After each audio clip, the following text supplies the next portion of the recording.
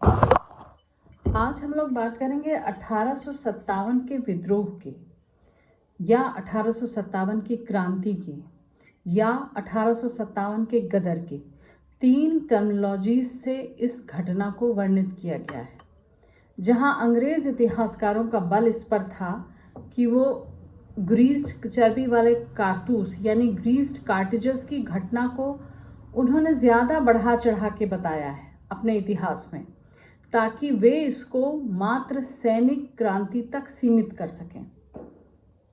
वो ये नहीं जताना चाहते थे कि उनका सिस्टम फेल्योर हो रहा था और हिंदुस्तान के लोगों ने आज़ादी के लिए, उनसे छुटकारे के लिए एक प्रयास किया। ये अलग बात है कि उसे सफलता मिली या नहीं, लेकिन उन्होंने एटलीस्ट प्रयास किया, क्योंकि वे तो हिंदुस्तान को एक राष्ट्र मानने के लिए भी तैयार नहीं थे। तो जब वो हिंदुस्तान के लोगों को राष्ट्र मानने के लिए ही तैयार नहीं थे वेस्टर्न मानकों के तौर पर, तो वो ये मानने को तैयार ही नहीं थे कि हिंदुस्तान एकत्र होकर उनके विरुद्ध, संगठित होकर उनके विरुद्ध विद्रोह कर सकता है। लेकिन यदि हम गौर से देखें तो पाएंगे कि जो 1857 की क्रांति थी, उसे अगर हम आज़ादी का प्रथम स्वाधीनता संग्राम कहते हैं तो वो गलत नहीं है। उसकी व्यापकता, उसमें लोगों का जुड़ाव और कैसे लोग उससे जुड़ते चले गए, ये इस बात को स्पष्ट करने के लिए पर्याप्त है कि ये 1857 की घटना ये कोई गदर नहीं थी, ये कोई सिपोई म्यूटनी या सैनिक क्रांति नहीं थी, बल्कि आज़ादी के प्रथम आंदोलन के रूप में हम इसको समझ सकते हैं। हम लोग, ये विषय थोड़ा व्यापक है, इसलिए हम लोग इसको चरणबद्ध तरीके से इस पर विचार करेंगे। पहला आज हम इस पे करते हैं कि इसके कारण क्या थे। जैसा कि हम सभी जानते हैं कि अंग्रेज व्यापारी के रूप में इस देश में आए और धीरे धीरे उन्होंने अपने राजनीतिक विस्तार की ओर कदम बढ़ाया। वो ये महसूस कर चुके थे कि औरंगज़ेब के बाद मुग़लों की एक केंद्रीकृत शक्ति खत्म हो चुकी है। उधर मराठा ज़रूर एक शक्ति के रूप में है, लेकिन मुग़लों की जो केंद्रीकृत शक्ति थी वो खत्म हो चुकी थी। और जो विविध राज्य हैं, विभिन्न रजवाड़े हैं, उनमें आपस में उतना मतैक्य नहीं है, वो भली भांति समझ चुके थे। तो जो मुग़ल शासक बचे हैं वो नाम मात्र के हैं, ये अंग्रेज जानते थे। लेकिन एक जो राजनीतिक, पहला हम इस पर चर्चा करेंगे कि राजनीतिक कारण क्या थे।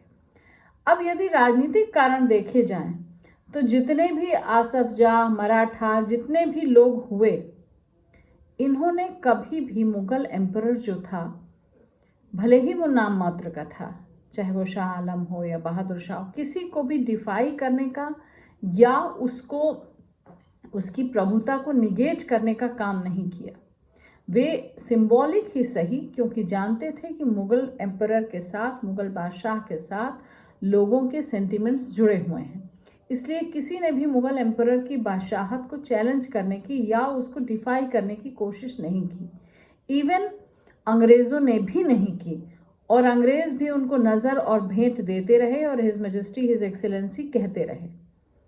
किंतु जब मोयरा की गवर्नरशिप के बाद, जब मराठा भी हार जाते हैं, लास्ट पेशवा जो है बाजीराव के बाद मराठों का जब पतन होने लगा, उसके बाद से अंग्रेज जान गए कि मुग़ल एम्परर को जो सहायता दे सके या मुग़ल एम्परर जिसके साथ संयुक्त प्रयास से अंग्रेज़ों को चैलेंज कर सके, अब ऐसी शक्ति हिंदुस्तान में कोई नहीं है। तो उसके बाद मोयरा की गवर्नरशिप से हम देखेंगे कि मुग़ल बादशाह को दिए जाने वाली नज़र और भेंट, ये सब बंद कर दी गई और मुग़ल एम्परर का डिफायंस शुरू हो गया। पब्लिक का असंतोष विभिन्न कारणों से पहले भी जमा होता रहा अंग्रेज़ों के विरुद्ध, और ये जितने मुग़ल बादशाह के साथ जो ट्रीटमेंट हुआ, पब्लिक सेंटिमेंट के विरुद्ध चला गया। अंग्रेज़ अपने आप को मान चुके थे कि अब वो मास्टर ऑफ हिंदुस्तान हैं, उन्हें चैलेंज करने की अथॉरिटी किसी में नहीं है। लेकिन वो ये भूल गए कि पब्लिक सेंटिमेंट अभी भी रजवाड़ों के साथ, विभिन्न रजवाड़े या एम्परर्स के साथ जुड़ा हुआ है। फिर जो उन्होंने अवध के साथ ट्रीटमेंट किया, जो सतारा के साथ ट्रीटमेंट किया, जो झांसी की रानी के साथ ट्रीटमेंट किया, ये सारे ट्रीटमेंट्स जो उन्होंने किए, उससे जनता का आक्रोश उनके विरुद्ध बढ़ता चला गया। उनको लगने लगा कि ये फिरंगी रूल आ गया है। और एक लेखक है लुडलो, वो उसकी किताब है thoughts on the policy of the crown. उसमें वो लिखता है कि झांसी और अवध के जो एनेक्सेशन हुए, उसके बाद कोई एक सिंगल बच्चा, मर्द औरत नहीं बचा जो फिरंगियों के प्रति घृणा से भर ना गया हो। तो जब लुडलो स्वयं लिख रहा है तो आप अनुमान लगाइए कि पब्लिक में या जनता में फिरंगियों के प्रति कितना आक्रोश, कितनी घृणा भरी होगी। ये तो हो गए राजनीतिक कारण। अब आ जाते हैं आर्थिक कारण। जितने भी शासक अंग्रेज़ों के पूर्व हुए, चाहे वो मुगल हुए, चाहे वो तुर्की शासक हुए, उनके द्वारा जो भी आर्थिक नीतियां अपनाई गईं, वेदर वो जनता के पक्ष में थी या विपक्ष में थी, उससे देश की आर्थिक स्थिति या आम जनता की आर्थिक स्थिति पर उतना असर नहीं पड़ा। मानसिक रूप से वो ये जानते थे कि ये शासक हमारे देश में ही रह रहे हैं, जो पैसा ये बना भी रहे हैं या तो ये हमारे लिए ही खर्च करेंगे या हमारे देश में ही रहेगा। लेकिन जब अंग्रेज आए तो ये परसेप्शन बदल गया, क्योंकि अंग्रेज यहाँ के नहीं थे। अंग्रेज चाहे जितना भी कर लेते, ये उनके लिए एक उपनिवेश था, और जो उपनिवेश से जो भी उन्हें कमाई होनी थी वो उनकी पेरेंट कंट्री को ही जानी थी। इंग्लैंड में इंडस्ट्रियल रेवोल्यूशन के बाद एकदम मैकेनाइज्ड हो गया था इंग्लैंड, और भारत, हिंदुस्तान, जो कि एक बहुत बड़ा बिजनेस हब था या औद्योगिक वो था, एग्रीकल्चरल हब था, उसको इस इंडस्ट्रियल रेवोल्यूशन की वजह से बहुत नुकसान हुआ। जो इंडियन इंडस्ट्रीज़ थी, कॉटन की, हैंडीक्राफ्ट की, ये सब बर्बाद कर दिया इस इंडस्ट्रियल रेवोल्यूशन ने। अब हिंदुस्तान अंग्रेज़ों के लिए या ब्रिटिश सरकार के लिए या ब्रिटिश ईस्ट इंडिया कंपनी के लिए एक ऐसा देश बन चुका था जो रॉ मटेरियल उन्हें दे कम दामों पर, और ऊंचे दामों पर उनके द्वारा फिनिश्ड गुड्स यानी रेडीमेड गुड्स खरीदे। हिंदुस्तान अब एक उनके लिए अपना माल खपाने की जगह बन गया, जहां से वो कच्चा माल और लेबर सस्ते दामों पर ले जाएंगे और फिर ऊंचे दामों पर वही प्रोड्यूस हमें बेचने पर मजबूर करेंगे। खेती के लिए जो ऐसे कुछ इंग्रेडिएंट्स थे जो उनको अपने वहाँ के उस खाने पीने या अपने प्रोड्यूस के लिए चाहिए थे, तो खेती पर दबाव बढ़ता चला गया। यहाँ के किसानों को, जैसे आप बाद में पढ़ेंगे ऐसा, कि इंडिगो की खेती कराई गई, यानी नील की खेती कराई गई। 3 कठिया सिस्टम उन्होंने बाध्य कर दिया कि आप ज़मीन के 3 कट्ठे पर नील बोएंगे ही बोएंगे। तो इस तरह से उन्होंने खेती को भी अपने दबाव में ले लिया, और हमारे हिंदुस्तान में वही फसलें उगने लगी, उतने ही विस्तार में उगने लगी जितनी उन्हें चाहिए था। तो हिंदुस्तान उनकी ज़रूरतों को पूरा करने का एक माध्यम बन गया। एक लेखक लिखता है कि अंग्रेज एक स्पॉन्ज की तरह हो गए। स्पॉन्ज आपने देखा होगा, जो पानी सोख लेता है, फिर इसे निचोड़ दिया जाए तो पानी निकल जाता है, कोई भी लिक्विड। तो उनका कहना था कि ब्रिटिश एक स्पॉन्ज की तरह काम कर रहे थे। गंगा के तट से वो संसाधन सोख लेते थे और टेम्स नदी जो इंग्लैंड में बहती है उसके किनारे निचोड़ देते थे। कहने का आशय ये है कि हिंदुस्तान की समृद्धि लूट कर वो किसको समृद्ध बना रहे थे? अपनी पेरेंट कंट्री को, यानी इंग्लैंड को।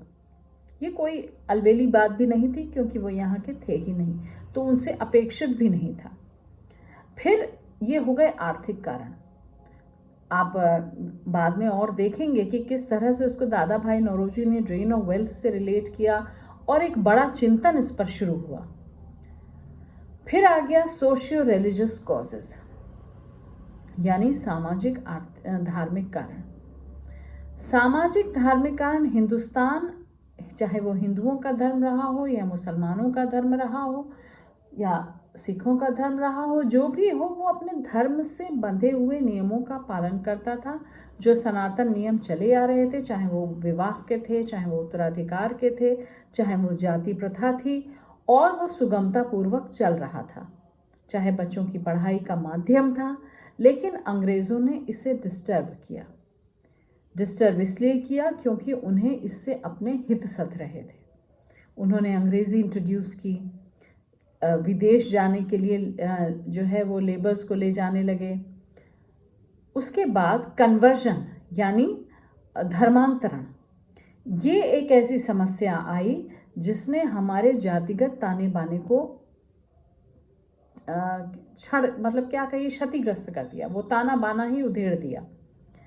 जो हमारी सोसाइटी जो चतुर्वर्ण सिद्धांत पर चल रही थी, हर वर्ण अपने जॉब सिक्योरिटी थी उसको, और वो फुल्ली सेटिस्फाइड था अपने जॉब प्रोफाइल से, अपने सामाजिक स्थितियों से। लेकिन अंग्रेज़ों ने उसमें भी डिस्टर्बेंस की, और जो चतुर्वर्ण या आखिरी वर्ण का हमारा हिस्सा था, उसको उन्होंने कन्वर्ट करना चालू किया, धर्मांतरण करना चालू किया। जो धर्म रुपए पैसे का लालच देके, यही नहीं, जो धर्मांतरित हो जाता था उसको सरकारी नौकरियों में प्रेफरेंस दे दिया जाता था, उसको प्रमोशन में आगे बढ़ा दिया जाता था। तो इस प्रकार से हमारे सामाजिक धार्मिक ताने बाने से उन्होंने छेड़खानी की। अब जैसे अंग्रेज इस बात से परिचित नहीं थे कि हिंदू सभ्यता में पुत्र का होना वंश के चलने के लिए बहुत ज़रूरी है, और इसी कारण जिन रजवाड़ों में पुत्र नहीं थे उन्होंने पुत्र अडॉप्ट किए। जैसे बाजीराव ने अडॉप्ट किया, नाना साहब वो पेशवा के लास्ट पेशवा के अडॉप्टेड सन थे। इसी प्रकार झांसी की रानी ने अडॉप्ट किया। तो जहाँ जहाँ ये अडॉप्शन हुए, डलहौजी ने उनको खारिज कर दिया, और फिर बाद में वो राजा ना होने के कारण उसको हस्तगत कर लिया, असर्प कर लिया, एनेक्स कर लिया। लेकिन वो तो एक राजनीतिक घटना थी।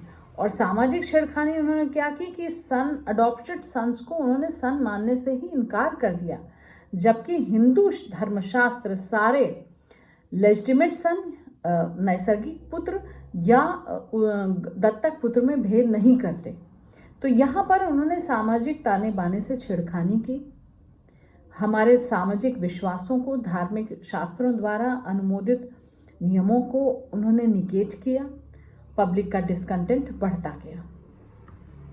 अब इसी तरह से आ जाइए आर्मी का। बंगाल आर्मी, बंगाल, मद्रास और बम्बई, 3 रेजिडेंसियों की जो बटी हुई आर्मी थी, उसमें जो बंगाल आर्मी थी उसमें तथाकथित अगड़ों का, यानी ब्राह्मण ठाकुरों का वर्चस्व था। और यही वो वर्ग था जिसने 1857 की क्रांति की अगुवाई की। इस वर्ग में बहुत असंतोष था क्योंकि अंग्रेज अधिकारी हिंदुस्तानी अधिकारियों के साथ छेड़खानी करते थे, उनको नीचा दिखाते थे, उनके धार्मिक सामाजिक विश्वासों को नीचा दिखाते थे। और एक सिंपल घटना हुई थी कि एक ब्राह्मण अपना लोटा लेके, ब्राह्मण सैनिक अपना लोटा लेके जा रहा था। उससे किसी ने मांगा, नीची जाति के सैनिक ने, ब्राह्मण ने मना कर दिया। तो उसने कहा कि अभी क्या है, अभी तो देखो जब चर्बी वाले कारतूस आएंगे। वो फटाफट भागा गया, उसने अपने सारे कलीग्स को बताया, और इस तरह से चर्बी की घटना, कारतूस की जो अफवाह थी, उसने पहले ही माहौल बना दिया कि हिंदू विश्वासों को भी ठेस पहुंचेगी चर्बी वाले कारतूस से, क्योंकि उसमें गाय का मांस है, और मुसलमानों के धार्मिक विश्वासों को भी ठेस पहुंचेगी क्योंकि उनके भी प्रतिबंधित पशुओं का उसमें मांस मिला हुआ है। फिर अब ये सारा आक्रोश सैनिक, आर्थिक, सामाजिक, धार्मिक, राजनीतिक, चारों स्तर पर आक्रोश पनप चुका है।